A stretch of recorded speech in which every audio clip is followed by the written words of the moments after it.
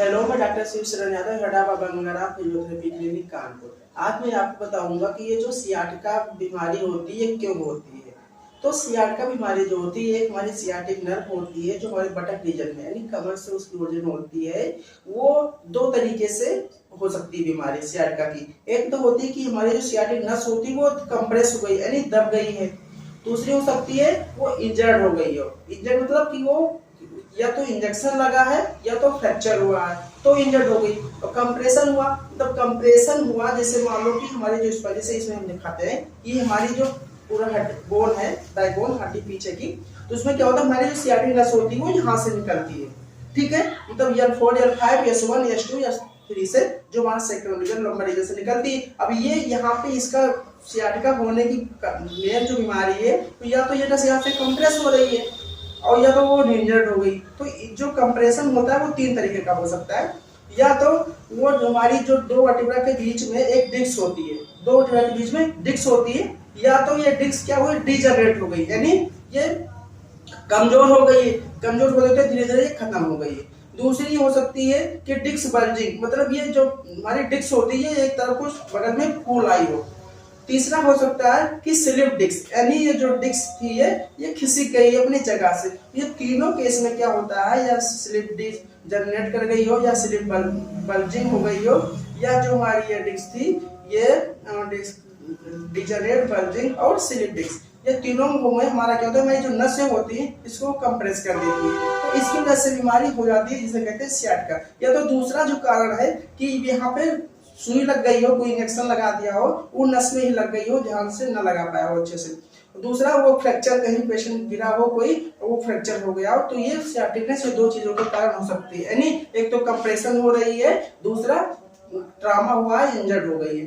तो ये हमारा जो इंजर्ड हुई तो हमारी जो नस होती है सियाटिक वो हमारे यहाँ पाई जाती है, यहाँ पे यहाँ से निकलती है मेन हमारे यहाँ L4 से लेकर हमारे S3 से। तो ये ऐसे निकलती है नस यहाँ पे आती है, तो यहाँ से फिर नीचे हमारे पीछे थाई में होते हुए हमारे नीचे चली जाती है, लेकिन फिर धीरे धीरे हमारे फुट तक जाती है।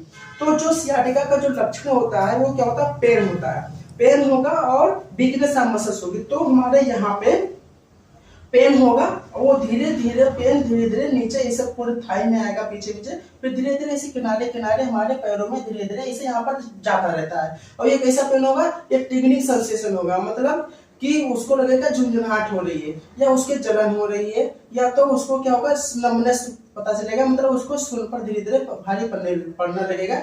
जिसकी वजह से क्या होता है कि हमारे यहाँ पे जो मसल्स होती है ग्लूटियल रीजन की, जैसे पीरिफॉर्मिस ग्लूटियस मैक्सिमस, तो ये काम नहीं करती यानी वो वीक हो जाती है, कमजोर हो जाती है। ऐसे ही हमारे जब थाई पहुंचती है तो हमारी जो हैमस्ट्रिंग मसल्स होती है चार, वो हमारी कमजोर हो जाती है, फिर उससे ताकत नहीं लगती। फिर उसके वो नीचे आती है तो हमारी जो काफ मसल्स होती है वो वीक हो जाती है, फिर वो नीचे उतरती है तो हमारी जो फुट की होती है वो कमजोर हो जाती है। फिर धीरे क्या होता है हमारा जो पेशेंट होता है वो ये नर्स के कंप्रेशन या इंजरी होने के कारण उसको ताकत नहीं लगती, तो क्या खड़ा नहीं हो पाता या बहुत देर तक बैठ नहीं पाता है, उसको तुरंत पेन होने लगता है, झुंझुनाहट होने लगती है और सुनपन होने आने लगता है। तो इस चीज को हम कंप्रेशन हुआ है उसको हटाने के लिए या जो इंजर्ड हो गई उसकी वजह उसको हम ठीक करने के लिए हम आपको एक्सरसाइज बताएंगे, जिससे ये आपका जो प्रॉब्लम थी ये दूर हो जाएगी और आप स्वस्थ हो जाएंगे, फिर से आप सीधा खड़े होने लगेंगे, चलने लगेंगे और आप बैठने लगोगे। तो आइए मैं आपको एक्सरसाइज बताता हूँ उसके लिए।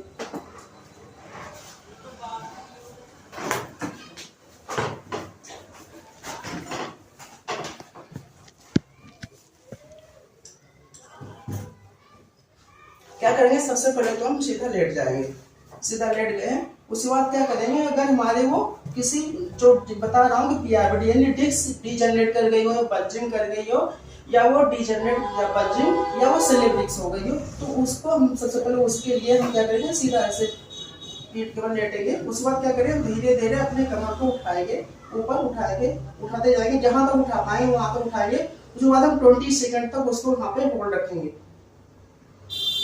उसके बाद धीरे धीरे हम पीछे नीचे आते रहेंगे नीचे आएंगे, फिर हम नीचे रेस्ट करेंगे 10 सेकंड या 5 सेकंड, और फिर हम धीरे से नीचे उठाते रहेंगे, फिर इसको यहाँ पे हम होल्ड करेंगे 20 सेकंड,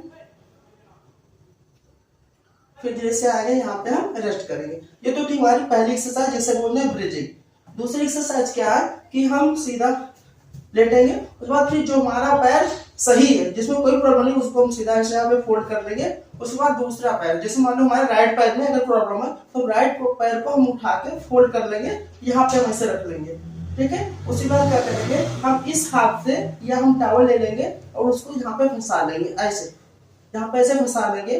उसके बाद हम ऐसे क्या करेंगे, इसको हम टॉवल को अपने इधर ऐसे इतना खींचेंगे, ऐसे खींचते रहेंगे खींचते रहेंगे खींचते रहेंगे, जितना ऐसे हम खींच पाते हैं अपने हिसाब से उसको खींच के रखेंगे। इससे खींचने से क्या होगा कि हमारी ये स्ट्रेच होगी, ये पूरा जो हमारा कंप्रेशन हो रहा था ये कंप्रेशन दूर होगा, जो हमारी मसल्स वीक हो गई थी वो स्ट्रांग हो जाएगी। धीरे धीरे ऐसे खींच के 20 सेकंड इसको हम होल्ड रखेंगे, ऐसे रोक के रखेंगे, फिर धीरे धीरे हम छोड़ेंगे, धीरे धीरे छोड़ेंगे। फिर यहाँ पे हम 5 सेकंड उसको क्या करेंगे, रेस्ट देंगे।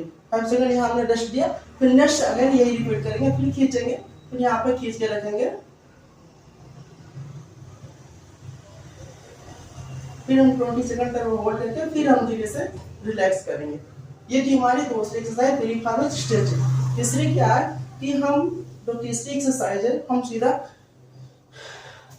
ऐसे कर लेंगे, पैर को यहाँ पे रख लेंगे, हाथ को दोनों हमारे, ये हाथ जो हमारा है वो ऐसे रहेगा। उसके बाद क्या करेंगे, हम इधर को टिल्ट ऐसे पकड़ के इसको हम यहाँ पे टिल्ट करेंगे, मतलब इसको हम ऐसे स्ट्रेच करेंगे। ये हमारी तीसरी एक्सरसाइज है।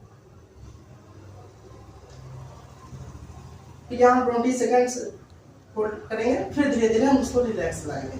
इसको हम ऐसे भी कर सकते हैं, इसको फोल्ड करके भी इसको यहाँ पे ऐसे कर लेंगे, फिर इसको हम स्ट्रेच कर सकते हैं, इसको ऐसे। ये थी हमारी तीसरी एक्सरसाइज। चौथी एक्सरसाइज क्या है कि हम सीधा आराम से इसको हम ऐसे फोल्ड कर लेंगे, हम इसको ऐसे रखेंगे, इस पैर को हम इसे उठाएंगे, जिसमें हमारी प्रॉब्लम है उठाएंगे, एकदम सीधा 90 डिग्री उठाएंगे। उसके बाद किसी टॉवल से इसको हम ऐसे फंसा लेंगे, फंसाएंगे। उसके बाद एकदम यहाँ पे फंसाना है, एकदम ये जो हमारा ये पंजा वहाँ पे फंसाना है। उसके बाद सीधा एकदम सीधा रहने के बाद में क्या करेंगे, धीरे से इसको अपने तरफ खींचेंगे, ऐसे अपने तरफ से खींचेंगे, फिर धीरे से इसको रिलैक्स कर देंगे, फिर इसको अपने तरफ खींचेंगे, 10 सेकंड तक इसको खींच के रखेंगे, खींच के रखेंगे, खींच के रखेंगे, फिर इसको रिलैक्स कर देंगे, फिर खींचेंगे, 10 सेकंड खींच के रखेंगे, फिर इसको धीरे से हम रिलीज कर देंगे। ये तो थी हमारी स्ट्रेचिंग हेल्प्स की टॉपिक। तो आप ये एक्सरसाइज अगर करोगे रेगुलर, जो मैंने 4 एक्सरसाइज बताया, तो आपकी जो सियाटिका थी, जो ये पेन था, जो स्टिफनेस बनी रहती थी, जो झुंझुनाहट एवं भारीपन था, ये आपका क्या होगा, ये धीरे धीरे करके ठीक हो जाएगा। कोई भी एक्सरसाइज बिना नाश्ता किए नहीं करना है, और थोड़ा जहाँ पे खुला हो या जहाँ पे ऑक्सीजन हो वहाँ पे रह के आपको करना है। और आपको ध्यान में ये रखना है कि हमेशा जब भी आप प्रॉपर वे में ही करें, ये नहीं कि आप सीधा मतलब बैठे हैं तो सीधा बैठ के, लेटे हैं तो सीधा बराबर, ये नहीं कि एक हाथ इधर एक पैर उधर करके, ऐसा कुछ नहीं करना है। और प्लीज आप ये सब करिए और आप रिलैक्स हो जाएंगे, ठीक हो जाएंगे। आपको डरना बिल्कुल नहीं है। और आपको मेरा चैनल अच्छा लगा हो तो प्लीज आप लाइक शेयर एंड सब्सक्राइब करें।